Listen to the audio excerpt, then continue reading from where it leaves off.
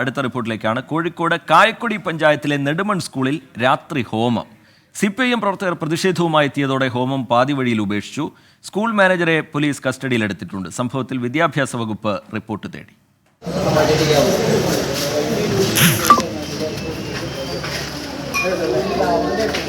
ചൊവ്വാഴ്ച രാത്രി 8 മണിയോടെ സ്കൂൾ കോമ്പൗണ്ടിൽ വാഹനങ്ങൾ കണ്ടതിനെ തുടർന്ന് നാട്ടുകാർ നടത്തിയ പരിശോധനയിലാണ് ഹോമം നടക്കുന്നത് ശ്രദ്ധയിൽപ്പെട്ടത്.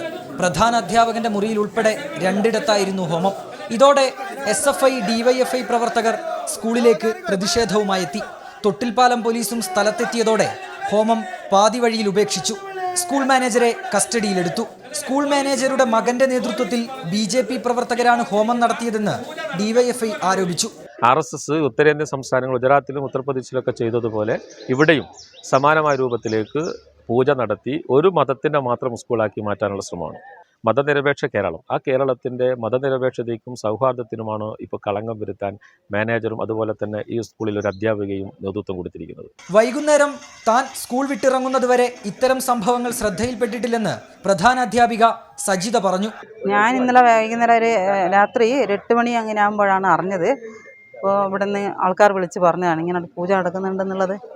അത് കഴിഞ്ഞ് പിന്നെ PTA പ്രസിഡന്റ് വിളിച്ച് ഉടൻ തന്നെ AO വിളിച്ചിട്ട് പറഞ്ഞു എന്താ അവിടെ നടക്കുന്നതെന്ന് ചോദിച്ചപ്പോൾ ഞാൻ പറഞ്ഞു ഇങ്ങനെ പറഞ്ഞിട്ടുണ്ട്, ഇങ്ങനെ വലിയ പൂജ നടക്കുന്നുണ്ടെന്നുള്ളത്.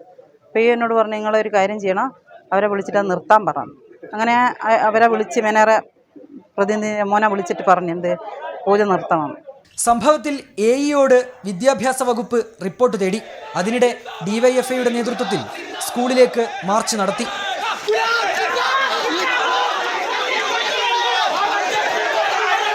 24 കോഴിക്കോട്.